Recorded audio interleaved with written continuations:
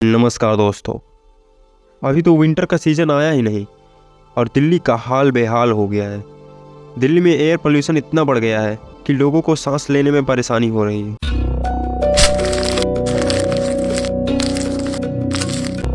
मगर आप कहेंगे कि ये सब दिवाली की वजह से हो रहा है, पर अभी तो दिवाली मनाई ही नहीं गई है और सरकार भी कुछ नहीं कर रही है, बस एक दूसरे को ब्लेम कर रही है।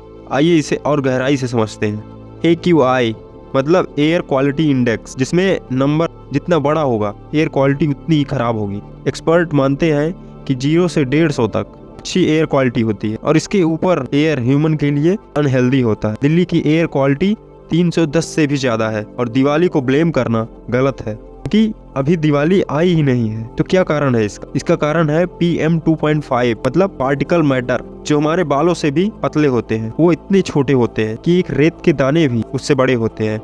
जब हम सांस लेते हैं तो हमारी नाक के थ्रू अंदर चले जाते हैं और ये हमें अंदर से डैमेज करते हैं। एक स्टडी के अकॉर्डिंग हर साल लगभग 81 लाख लोग एयर पोल्यूशन से अपनी जान गंवाते हैं, जिनमें 21 लाख लोग इंडिया के होते हैं और इसका इम्पैक्ट इकोनॉमी पर भी पड़ता है। लोग ज्यादा बीमार होंगे तो हेल्थ कॉस्ट बढ़ेगा, बाहर से आने वाले लोगों की संख्या कम हो जाएगी, इलेक्ट्रिसिटी का यूज ज्यादा होगा और दुनिया की नजर में इंडिया पोल्यूटेड शहर बन जाएगा। अब बात करते हैं कि दिल्ली में ये एयर पोल्यूशन आता कहाँ से है। इस चार्ट को देखिए, इसमें 6 अलग अलग रीजन मेंशन है। ट्रांसपोर्ट की बात करें तो 31 मार्च 2023 के अकॉर्डिंग दिल्ली में टोटल 79.3 लाख व्हीकल्स है। इसमें से 42 लाख टू व्हीलर है, 20.76 लाख कार है, 93 के ऑटो है, 85 के टैक्सी है, 17,000 बसें हैं और 3 लाख अदर, जिसमें एम्बुलेंस हो गया, लोडिंग व्हीकल हो गया, ये सब आते हैं। और हर साल लगभग 6 से 7 लाख नए व्हीकल रजिस्टर होते हैं। इनको मिलाकर दिल्ली में इतना पोल्यूशन होता है। पोल्यूशन का एक रीजन दिल्ली शहर खुद भी है। विंटर के समय में नॉर्थ से लैंड की तरफ होने वाली हवा, तो इसके लिए दिल्ली में और भी स्टेट्स का पोल्यूशन आता है। अक्टूबर के महीने में यूपी, हरियाणा, पंजाब में स्टबल बर्निंग शुरू हो जाती।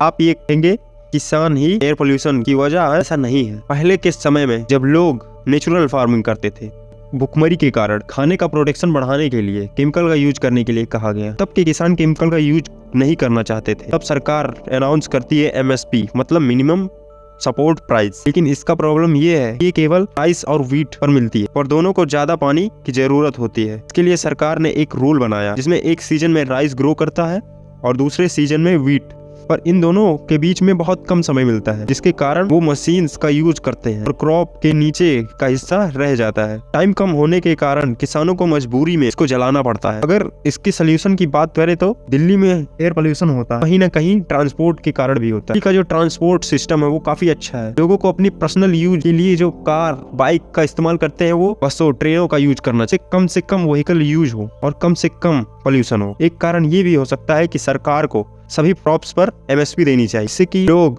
उन फसलों से दूर हो सकें जो वाटर एब्जॉर्ब ज्यादा करते हैं, जैसे वेजिटेबल हो गया, फ्रूट हो गया, इन सबको उगाना शुरू कर। इस तरह से हम एयर पोल्यूशन को कम कर सकते हैं, उससे लड़ सकते हैं। धन्यवाद।